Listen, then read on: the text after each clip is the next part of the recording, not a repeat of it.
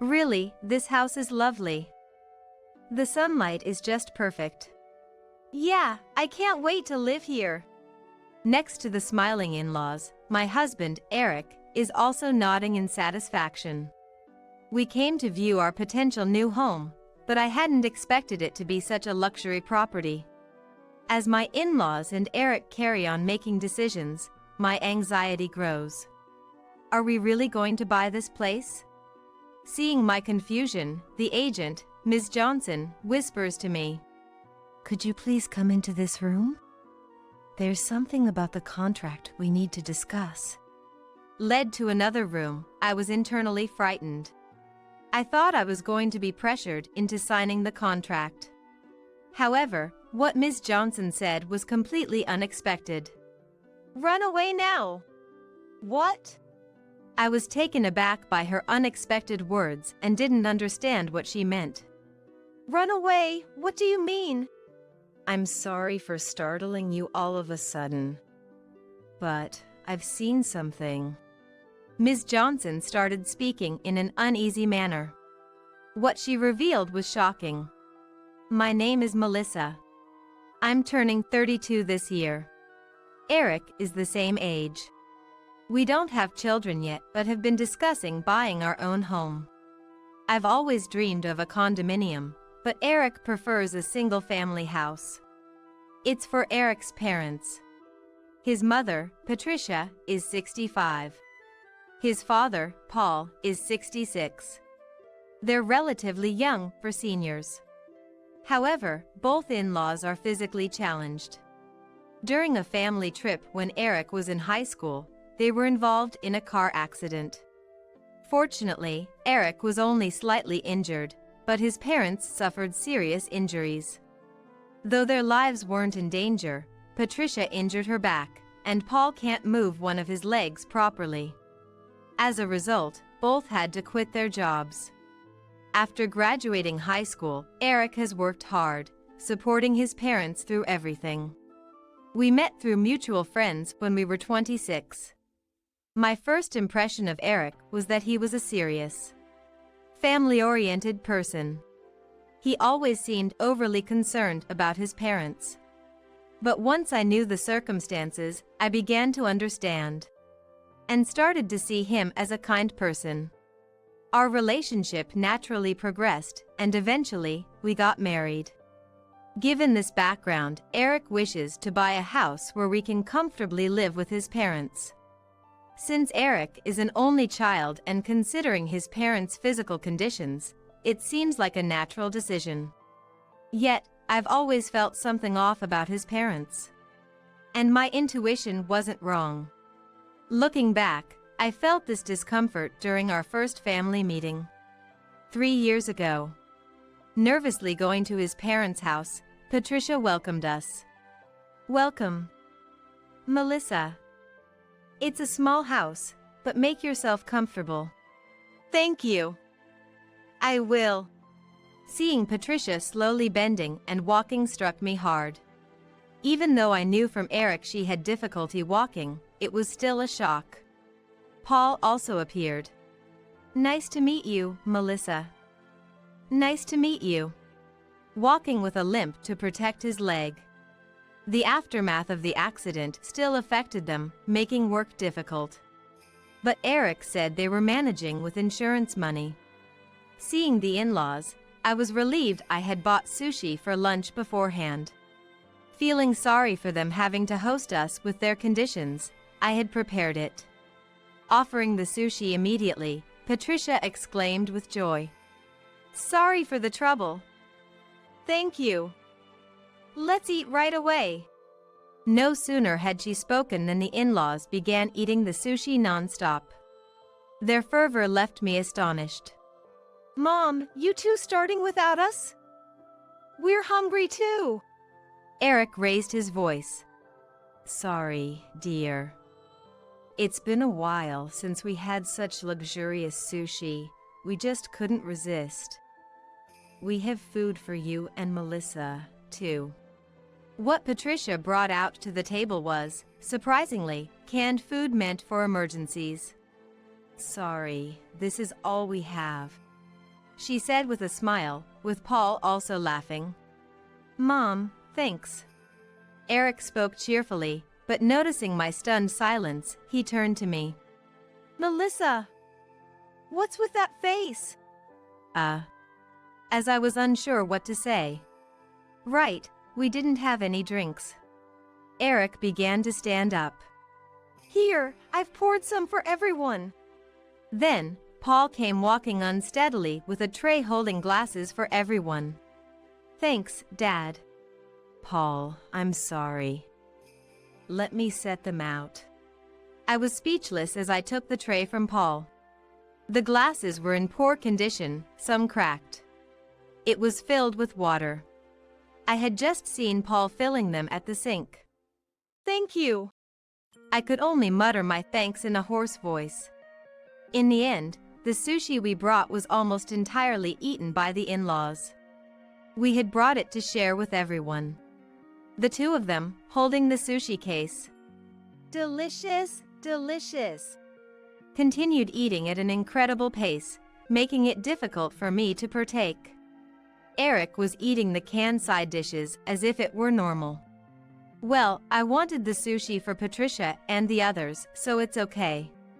But the canned food was unexpected.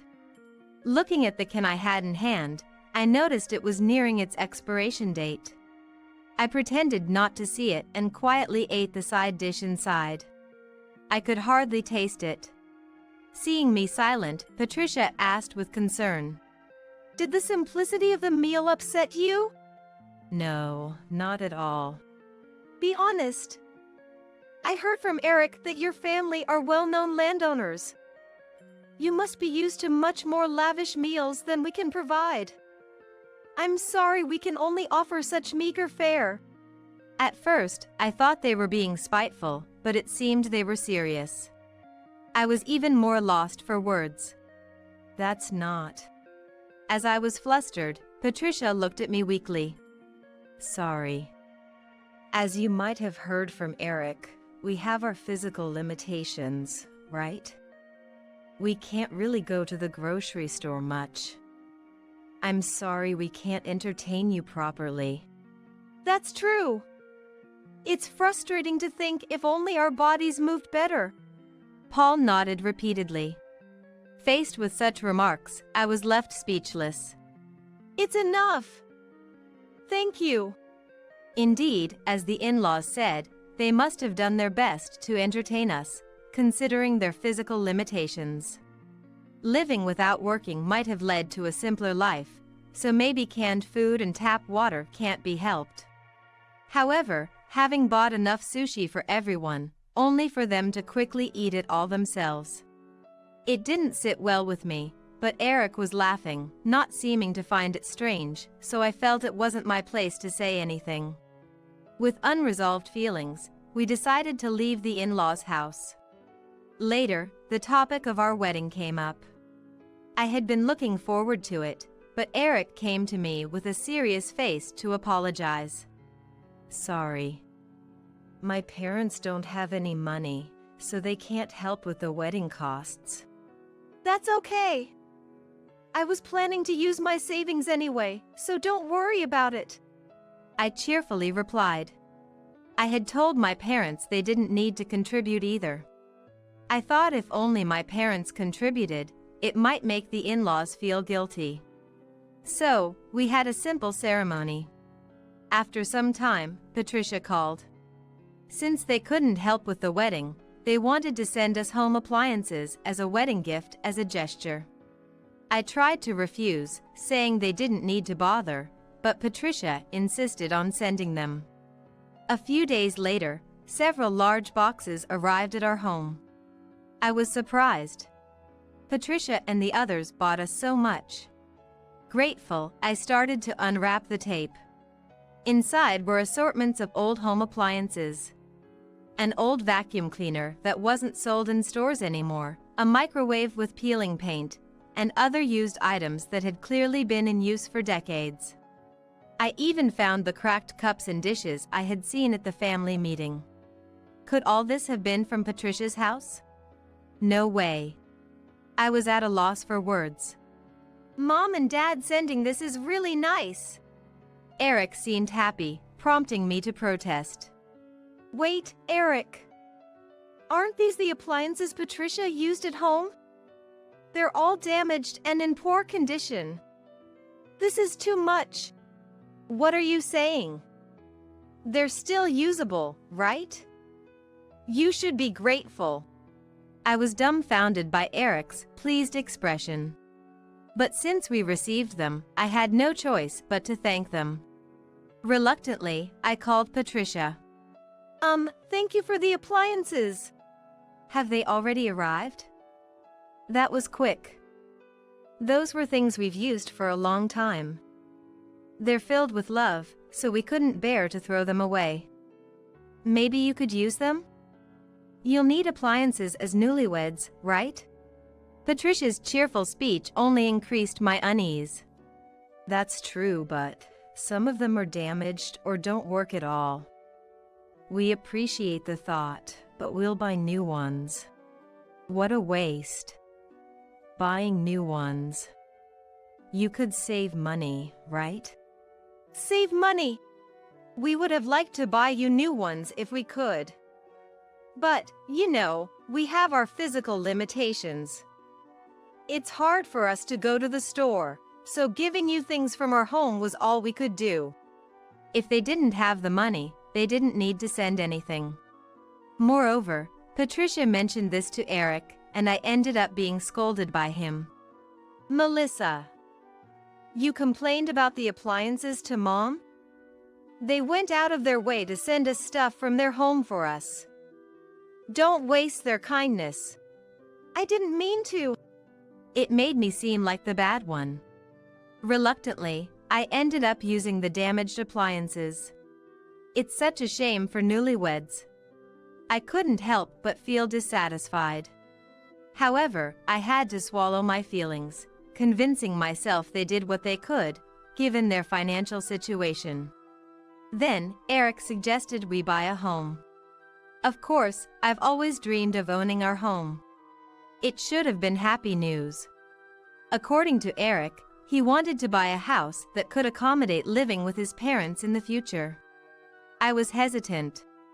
Though I wanted to get along, the behavior of the in-laws to date left me feeling unsettled. I started wondering if living together was really a good idea. The sending of damaged appliances showed they disliked spending money. Initially, I thought they were trying to help in their way, but that started to seem dubious. Especially when I visited their house for some reason later and found all the appliances had been replaced with new ones.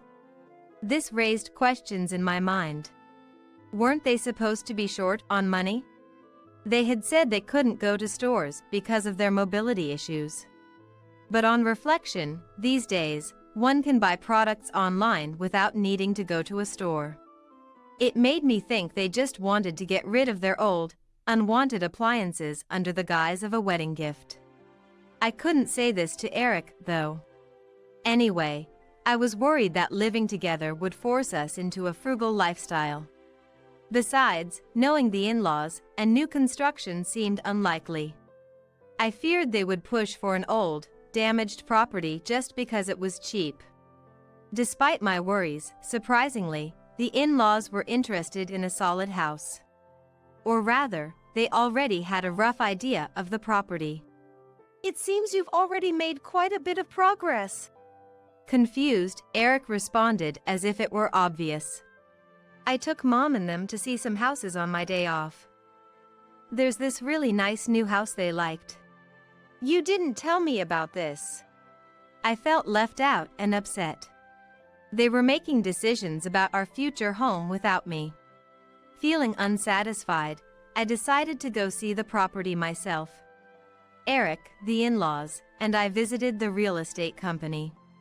Then the person in charge came right away. Soon, a young, cute woman approached us. Her business card read Johnson. Nice to meet you. My name is Johnson, and I'll be assisting you. Ms. Johnson greeted us politely. She took us out in her car to view the property. In the car, the in-laws were chatting amiably with Ms. Johnson. It appears the new construction is in a high-end area. I had a bad feeling about this. After a while, we arrived at the property.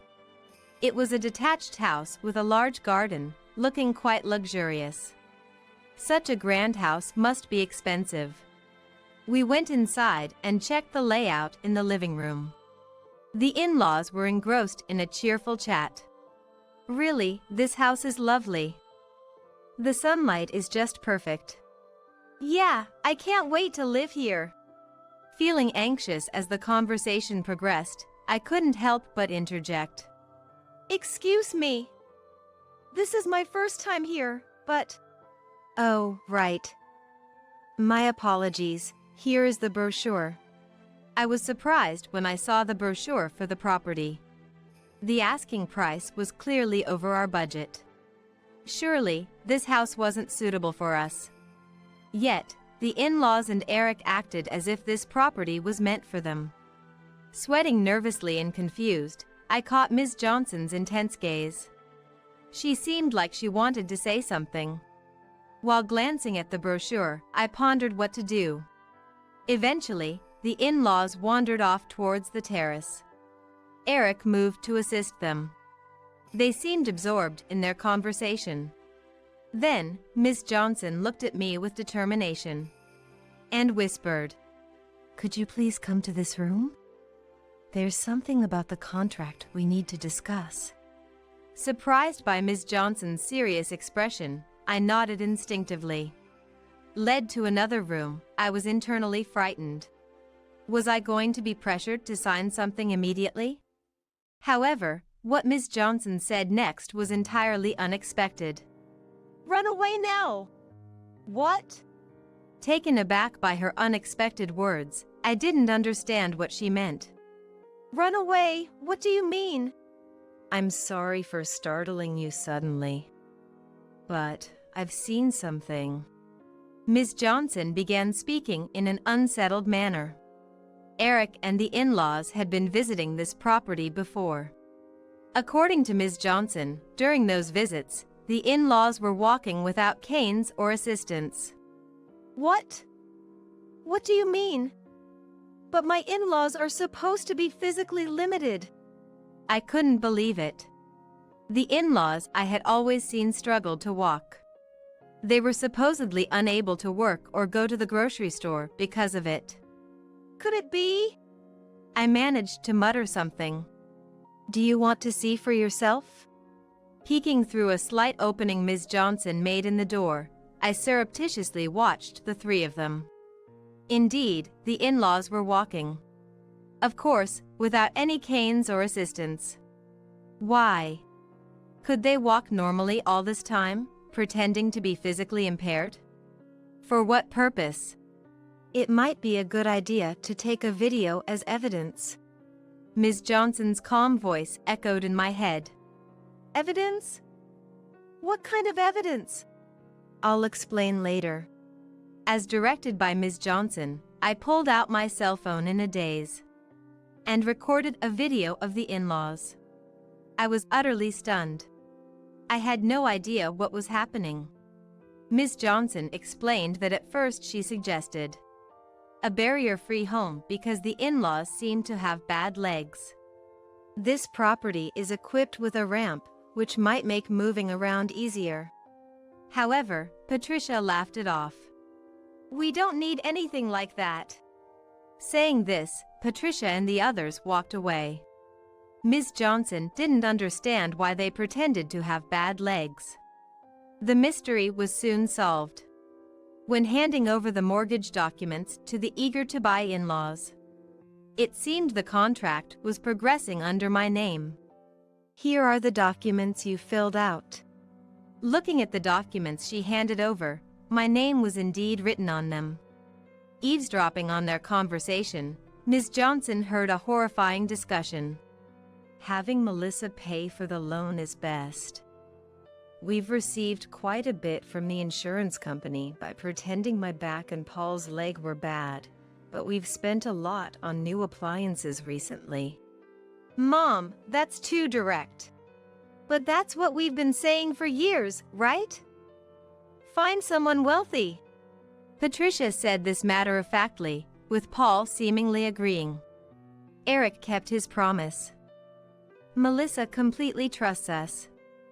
Rich people who don't suspect others are easy to manipulate. Realizing the truth left me dumbfounded. The in-laws pretended to have mobility issues to defraud the insurance. And Eric was aware of it. Hearing about the exchange from Ms. Johnson left me speechless. They expected me to pay for the mortgage? Unbelievable. Indeed, my family owns some land, and I had mentioned to Eric early on that we were landowners. But our lifestyle is very modest. I've always been taught by my parents not to waste money, and I don't own any luxury items. I'm just an ordinary office worker with no high salary. I never imagined Eric approached me with the motive of targeting the fact that I'm a landowner for money. I was so shocked I couldn't say anything, to which Ms. Johnson apologized. I'm sorry for bringing this up so suddenly. No, please don't worry, Ms. Johnson. I'm actually glad you told me. I managed to say, forcing the words out, and Ms. Johnson's face fell. There's more to the story. Then, Ms. Johnson revealed something shocking. Eric had said, "We'll need Melissa's cooperation going forward." Said. And Patricia had suggested, "Yes, next time, give Melissa a little push. Say she fell and claim treatment costs indefinitely. Teach her that, and she'll be delighted to join us, getting money just for a bit of pain." She said this with a malicious smile. I felt terrified. They were planning to involve me in fraud. What is that? A little push means they're fully intent on injuring me. And they want me involved in their deceit? Impossible. I know this is a difficult conversation. Maybe it was unnecessary, but I felt I had to tell you. This is a serious crime, and I feared for your safety. Ms. Johnson spoke hesitantly, her words echoing deep within me. It was hard to believe, and I didn't want to. But I had seen it with my own eyes. The in-laws walking normally. My name on the mortgage documents. And Eric, who had been deceiving me.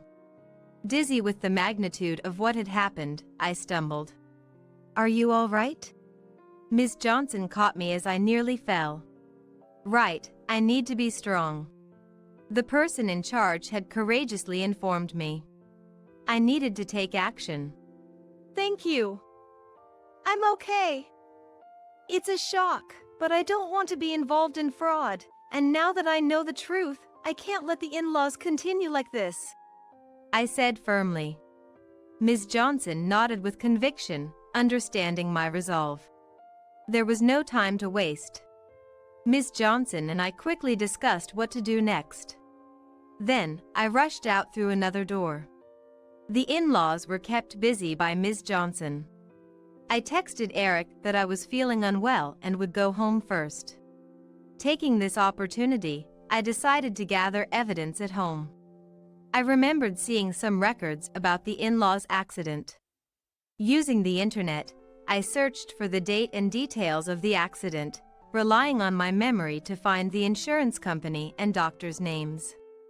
Once prepared, I immediately reported to the insurance company. When I mentioned it was a case of fraudulent claims, they directed me to a specialized department where I shared the details. Of course, I also sent the video I took today via text. Subsequently, the insurance company filed criminal charges, and the in-laws were arrested. I later found out that while the accident and injuries were real, they weren't severe. Despite this, they continued to pretend their conditions were serious to swindle money. And they had been defrauding money. However, with traffic accidents, insurance companies are usually on high alert for false claims. I wondered how they managed to deceive the investigations, but the mystery was solved. They had conspired with a relative who was a doctor to forge medical certificates. Despite only having minor injuries, they pretended they were severe. Such an unbelievable story. Of course, the doctor was arrested too. This doctor, who had engaged in similar frauds apart from my in-laws, was already marked by the insurance company. That's why they were able to arrest him so quickly. In the end, they were just a greedy family. Not just stingy, but outright criminals. Eric, who had turned a blind eye, was no different. I told everything and expressed my desire for a divorce. However, Eric wouldn't accept it and resisted. "Meet with Mom at least. It's all a misunderstanding," Eric said. I couldn't understand what was misunderstood. I didn't want to see them, but I had things I wanted to say too. Eric and I went to the prison where the in-laws were. Due to the severity of their crimes, they didn't get probation. Upon entering the visitation room, Patricia looked completely defeated. Through the acrylic panel, I glared at Patricia. "Patricia, I heard you've been committing fraud and even planned to involve me? Why did you do such things?" Patricia spoke in a feeble voice. "Such things. The accident was real, and we did have leg problems.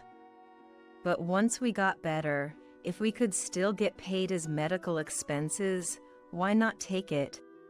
Was she unaware that she committed a crime? Astonished, I spoke clearly. "What are you saying? That's a crime. And to think you planned to involve me in your deceit, you're insane." Then Eric intervened. "That's how easy money comes, Melissa. We just messed up this time. You must understand, living off your family's money." Eric's flippant attitude made my anger explode. "Don't lump me in with you. My parents and I work hard. I would never earn money by committing crimes. You're the lowest of the low. I want nothing to do with you ever again." After my outburst, Eric and Patricia were stunned by my stern attitude. Patricia and Eric were more terrible than I had imagined. Having finally shown their true colors, they only thought about living easily and extracting money from others. Even after arrest, they hadn't woken up to their actions. Realizing the conversation was futile, I left Eric at the prison. I wouldn't come back here again. Later, I filed for divorce. It took time, but the divorce was finalized. Eric, notorious in his company for his parents' arrest, resigned due to the discomfort. His whereabouts afterward are unknown. Presumably, he lives modestly with the released in-laws. Never had I imagined such despicable people existed. I had enough of marriage for a while. Deciding to focus on my career, I found a new job. Then, unexpectedly, I met someone. I met a kind man, Scott, who accepted everything about me. Scott understood and healed me when I was hurt and had gone through tough times. However, I was hesitant about moving to the next stage. I trusted him because he was a really good person, but I had become cautious due to the lessons from my previous marriage. To dispel my anxieties, Scott introduced me to his parents. They welcomed me and entertained me with a proper meal. I was moved by such a normal act. His parents were also of a gentle nature and very open-hearted, just like Scott. With this family, I felt safe. Thinking so, I married Scott. Finally, I was able to have the peaceful life I had always wanted. As time went by, the conversation about buying a house with Scott came up. I mentioned that there was a real estate agency I wanted to go to and took Scott there. It was Ms. Johnson's real estate agency. Thanks to Ms. Johnson, who handled our case, we were able to realize we had been deceived. I couldn't be more grateful for that. Upon entering the real estate agency, a familiar face caught my eye. "Welcome." Ms. Johnson seemed to have recognized me. I greeted her with a smile. Hello. It's been a while. It seems Ms. Johnson is doing well. The new business card she gave me had Chief written on it. Seeing that she had grown and accumulated experience made me feel happy. Ms. Johnson, taking a moment when Scott was away, smiled and said, "It's great that you found a good person." Smiled and said, "Thanks to you telling me the truth that time, Ms. Johnson." "Thank you." I smiled back, influenced by her warmth. Thinking of what I could do for Ms. Johnson as a token of gratitude, I decided, let's buy a house here. This time, it will surely be a wonderful home. Thinking of my new home made me naturally smile. On a sunny holiday morning, a rare sight these days, I heard footsteps. Entering the living room were Kevin and Elizabeth. They came in with loads of baggage, breathing heavily, but upon seeing me, they put on sarcastic smiles and dropped a bombshell. "From today, we're moving in with you. If you don't like it, divorce me and leave." Ignoring my shock, Kevin and the others started spreading their belongings in the living room. Then, Stella, who looked apologetic, followed. I quietly opened my mouth. "It's okay, but are you sure? I mean, Huh?" Kevin turned pale upon hearing me, and then he dashed out of the house. A few minutes later, he called. When I answered, he began shouting so loud it could be heard where Elizabeth was. "Are you kidding me? Why didn't you say anything?" "Oh, I thought I mentioned it before." After a pause, Kevin said, "Anyway, I'm coming back," and abruptly hung up. Elizabeth looked like she might faint at Kevin's yelling. "I'm looking forward to Kevin coming back," I said. At my words, Elizabeth's shoulders twitched in surprise. "Brace yourself. The retaliation starts now. I'm Madison, a 45-year-old office worker. Last year, I was transferred to a busy department and have been incredibly busy since. I married Kevin when I was 40. We met at a company year-end party where Kevin was invited as a guest. As his hostess, we hit it off, being from the same hometown. Kevin, 5 years my senior, was the assertive type and a godsend to me, who had almost given up on marriage as I approached 40. We married after dating for a year. No wedding ceremony, as he said it was a waste, which left me a bit sad. But in retrospect, I should have reconsidered the marriage then. "Hey, you slacked off on laundry again, didn't you?" Kevin is what you'd call a henpecked husband. Having lived alone before marriage, he could do household chores. Men shouldn't do housework, but he refused, saying, "I planned to do it tonight since I got home late from overtime," I replied. Coming home to be yelled at only exhausted me more. Kevin, displeased with my attitude, began to angrily raise his eyebrows. "Don't talk back, wife. Who do you think provides the food you eat?" Honestly, I earn more than Kevin. When we married, he knew this and chose a dual income lifestyle. But a year into the marriage, he seemed to have completely forgotten. Initially, I argued back, but as Kevin got more heated and yelled more, I started apologizing quickly just to keep the peace. "I'm sorry. It was my fault." "Do you really think so?" "Yes, thank you. It's because of your hard work that we can live this life." Saying so would satisfy Kevin. Then he would hum a tune and go take a bath. At first, I found his henpecked behavior manly, but after 3 years, I was fed up. Yet, I didn't choose divorce because my in-laws were wonderful people. I'd go out to lunch with my mother-in-law Mia once a month, and my father-in-law Ricky gave me birthday gifts. When at the in-laws' house, Kevin was kind and smiled, and we had pleasant times. My own parents died early, so my kind in-laws were as important as real parents. That's why I hesitated on divorce. But there was something I couldn't tolerate. It was Elizabeth, Kevin's sister-in-law who lived nearby. Elizabeth, divorced due to her infidelity, now lives alone in an apartment. Apparently, the reason for the divorce was Elizabeth's affair. Since hearing of this, I disliked her.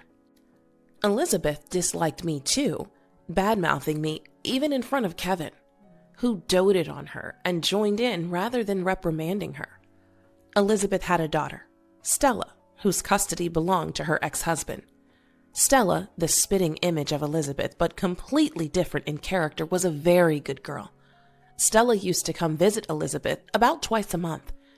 Each time, Elizabeth would bring Stella to our house. "Just a minute, Madison.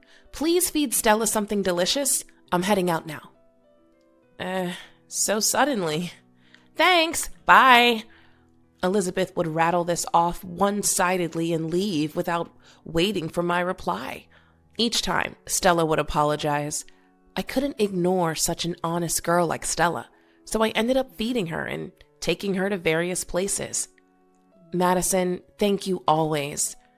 "It's okay. Did you have fun?" "Yes, it was really fun. Can I come again?" "Of course." Asking me timidly while watching my face, I couldn't say no to Stella. Plus, I didn't have children of my own, so I found Stella endearing. But I thought it wasn't good that Elizabeth, her real mom, was never there for Stella's visits, so I decided to ask Kevin. "Hey, whenever Stella comes, Elizabeth is never around. Can't she spend a little more time with her?" I meant only well for Stella, but Kevin didn't take it that way. His face turned red in an instant, and with a look of anger, he yelled at me. "Elizabeth is hurt from her divorce. Unlike you, she's delicate. And yet you blame her?" "No, it's not like that. Just wondering where she goes every time after dropping Stella off. There's no need for you to know. Just shut up and listen." I stopped talking further to Kevin, who wouldn't listen at all. After a few apologies, a calmed Kevin suddenly started preparing to go out. "I'm heading out." "Where are you going?" "It's my business. You just stay quiet and say, 'Have a nice day.'" Kevin yelled that and slammed the door as he left. Alone in the quiet room, I cried. And then I seriously began to consider divorce. Though I thought of divorce, I hadn't made up my mind because of the in-laws. Amidst this, Mia invited me for lunch, and I decided to go out after a long time. "Where are you going on your day off?" "I'm going to lunch with Kevin's mom." "With mom?" "You better not talk about Elizabeth." "Why not?" I asked back, not understanding his words. Kevin shouted in irritation. "Can't you think a little? You really are stupid. Just go already, and don't talk about Elizabeth." Without waiting for my reply, Kevin pushed me out of the house. Still not satisfied, I met Mia and talked over lunch. "By the way, Elizabeth is coming over, right?" You knew?" "I thought so." Mia sighed deeply and then apologized to me. Apparently, Stella had told her that she was bothering me by coming to see Mia. I thought I raised her strictly, but maybe it's a reaction. She's into nightclubs. Nightclubs? That's right. She seems to have a considerable debt. I was surprised by Mia's words. When Elizabeth came to our house, she always dressed in branded clothes and seemed well off. When I told Mia this, she looked even more troubled. "That child. We've cut ties with her." "So, Madison, you should too. Kevin's probably spoiling Elizabeth, right?" Mia said that when Elizabeth's affair came to light, Kevin kept blaming the ex-husband until the end. He even paid off her debts once, I learned, and that was an eye-opener for me. "I'm thinking of divorcing Kevin. I'm sorry for the trouble." "That's all right. I'll support you," Mia said, holding my hand. Thinking how it would be if my mom were alive, I started planning for the divorce. The preparations progressed meticulously, so Kevin wouldn't notice. Hoping to awaken Kevin to reality, I casually mentioned Elizabeth's debts, but Kevin wouldn't listen. Instead, facing Kevin's yelling, I found I could no longer feel love for him. Thanks to the help of the in-laws, I gathered plenty of evidence and learned astonishing truths. Then, the day of action arrived unexpectedly. On a sunny holiday morning, rare these days, I heard footsteps. Entering the living room were Kevin and Elizabeth. They came in with loads of baggage, breathing heavily, but upon seeing me, they put on sarcastic smiles and dropped a bombshell. We're moving in with you, starting today. If you don't like it, divorce me and leave. Ignoring my shock, Kevin and the others started spreading their belongings in the living room. Then Stella, looking apologetic, followed. I quietly spoke. It's okay, but are you sure? I mean, she... Huh? Kevin turned pale upon hearing me, and then he dashed out of the house. A few minutes later, he called. When I answered, he began shouting so loud it could be heard where Elizabeth was. Are you kidding me? Why didn't you say anything? Oh, I thought I mentioned it before. After a pause, Kevin said, Anyway, I'm coming back, and abruptly hung up. Elizabeth looked like she might faint at Kevin's yelling. I'm looking forward to Kevin coming back, I said. At my words, Elizabeth's shoulders twitched in surprise. Brace yourself. The retaliation starts now. As soon as Kevin returned, he confronted Elizabeth. Elizabeth, what's this about debts? I didn't hear anything about it. It's just a small debt, Elizabeth answered, avoiding eye contact. I couldn't help but laugh. Elizabeth glared at me. I decided to respond to that glare. Amazing, Elizabeth, calling $150,000 a small debt? I couldn't say that about such a high amount. Rich people are different. $150,000? Elizabeth turned to me with a face that looked about to cry when I casually revealed the amount, but I had no intention of letting her off. I continued, unilaterally. The guy from the nightclub? He recently got married, right? Elizabeth got dumped, huh? I'm not dumped. Once I get this house, he'll come back to me, and when we sell this place, the money, oh. Elizabeth inadvertently spilled her plan and looked at Kevin with a, I messed up face. Kevin, confused, kept looking back and forth between me and Elizabeth. I decided to tell Kevin the truth. Elizabeth planned to kick me out, then, eventually you, and sell this house. With the money, she'd pay off her debts and fund her nightclub guy. What the hell is that? Kevin stood there dumbfounded. He couldn't believe his beloved sister was using him like this. Was it all a lie? I want to live with Stella, so let us stay. I was planning to work and support both you and Stella? Hearing Kevin's words, my head ached. He couldn't support his wife, but planned to support his sister and niece? Elizabeth defiantly replied to Kevin's question. You're just an ATM, big brother. Once we sell the house, I can go back to him. Won't you listen to my request? ATM? What's that about? Enough. Elizabeth, brazen, and Kevin, furious, were leaving me out and yelling at each other. Their fight was ugly and ridiculous. The one who spoke to them wasn't me, but Stella. Enough, both Kevin and Mom. I don't want to live together, and I only came today to say goodbye. Stella, what do you mean? This shocked both Elizabeth and Kevin, and they stopped fighting to look at Stella. Stella sighed deeply, looked straight at Elizabeth, and began to speak slowly. Mom, you're not interested in my life, right? I think I told you before, but I'm going to study abroad from high school. So today was to say that. I didn't hear anything like that. Elizabeth raised her voice, and Stella was looking at Elizabeth with a cool, disdainful gaze. Because you never really listened. Always chasing after men. I don't need a mom like that. For me, Madison is my mom. Huh? What do you mean? Elizabeth glared at her, as if she were an enemy. But I was just as surprised. Stella came up to me and hugged me. Thank you for holding my hand, for the delicious meals, and for listening and taking me places. You felt like a real mom. Stella's words warmed my heart.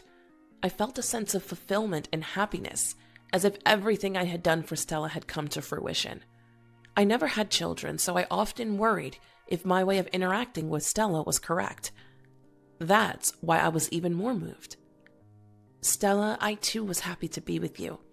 Do your best over there too. As I said this and wiped my tears, Stella smiled at me. Yeah, I want to call and send messages. Is that okay? Of course. Stella and I looked at each other and laughed. Elizabeth was watching us resentfully. Then, with a smug smile as if she had an idea, she started laughing. "Stella, I'll go with you." Why? "It's hard to live there alone, isn't it? Let's live together. They'll pay for our living expenses, right?" I was astounded by her audacity. Stella, beside me, looked just as disgusted. Unaware of our reactions, Elizabeth started fantasizing about life after going abroad. "Mom, while Stella's at school, we can go to the beach or shopping. When she's at her part-time job, I'll take a nap. At night, I'll go out a bit." Elizabeth talked only about leisure with no mention of work. Stella looked at her with contempt, suddenly burst into laughter. "What's so funny?" "It's hilarious. Why would I want to live with you? Besides, I'm going to be in a dormitory, so you can't come." Elizabeth's face turned red with anger, but Stella didn't stop there. Just as Elizabeth was about to lash out at Stella, an interruption came. "Enough already!" "Dad?" Ricky suddenly appeared in the living room, surprising Elizabeth.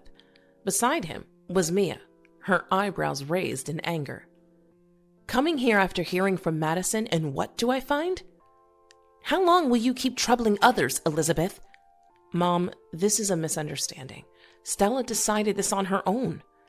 In the middle of Elizabeth's words, Mia approached her and raised her hand. A loud sound echoed in the living room, followed by silence. The first to speak was Elizabeth. "That's awful, to hit me!" Mia retorted sharply. "You deserve it. I was wrong to leave you alone after causing trouble to Madison.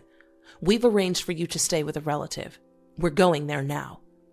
Elizabeth turned pale and looked to Kevin for help, but he averted his gaze, feeling betrayed. Left isolated and despairing, Elizabeth was led out of our house by Ricky. "Hey, I'm sorry. I should have listened to Madison more. I'll listen from now on." "What a naive thought," Mia retorted to Kevin's casual words. To the surprised Kevin, Mia continued emotionlessly. "I told you before not to involve yourself with Elizabeth, even more so if you're married, but you didn't listen. Now the only choice is divorce." Kevin looked at me, pale-faced. I smiled at him. Then, feeling slightly relieved, I prepared to drop the bombshell. "Let's get a divorce. I'll also claim alimony for your verbal abuse. And let's see, maybe for infidelity too." "Infidelity? What are you talking about?" Kevin stumbled over his words, trying to feign ignorance. I felt pathetic for once, thinking such a man was reliable.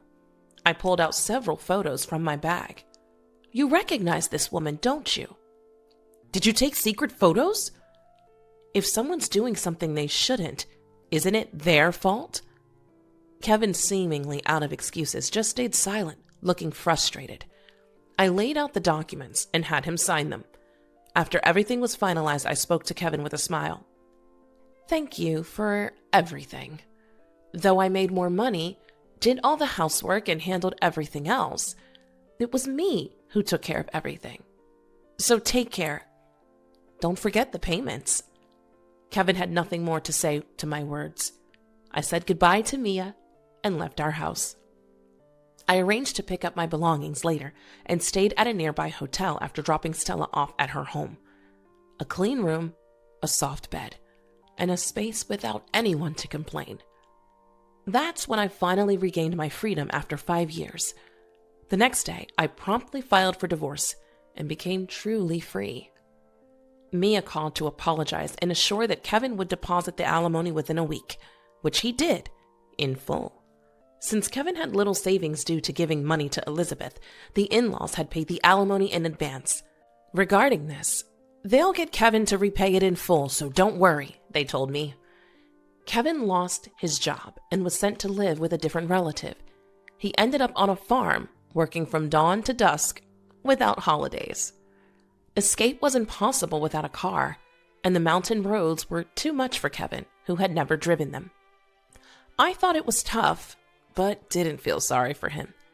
Kevin's affair partner was a club girl who only saw him as a paying customer. She didn't even know he was married and apologized when I met her. She even returned the branded bags Kevin had given her, which I sold and used the money for lunches with Stella. Elizabeth was sent to live with relatives near the sea, working from sunrise every day. Her once well-maintained hair and nails were now completely ruined. Apparently, she had fallen behind on child support payments for Stella, and the relatives had covered it, so now she worked unpaid. I could only hope she might change her ways. Stella, meanwhile, successfully went abroad and now lives in an overseas dormitory. She's gotten close to a girl she shares a room with, and I receive messages about their daily adventures. She's planning to bring her friend during a long break, and I've agreed to host them for sightseeing. As for me, my days are still busy, but without the marriage, my chores are halved. And there's no one to complain. It's a different kind of busy, much more fulfilling. When I dropped Stella off, I met her dad, Elizabeth's ex-husband, for the first time. A nice guy. We exchanged contacts. As we kept in touch about Stella, we started going out together. I found peace just being with him, something I never had with Kevin. Even I am a bit surprised by these feelings. Stella is thrilled about me seeing him. On a video call recently, "When are you getting remarried?" she asked. I'm not thinking about it yet, but if he feels the same, maybe someday. To me, Stella is like a true daughter, and she feels the same about me. Becoming a real family would make me incredibly happy. With that hope in my heart, I head to work today as well.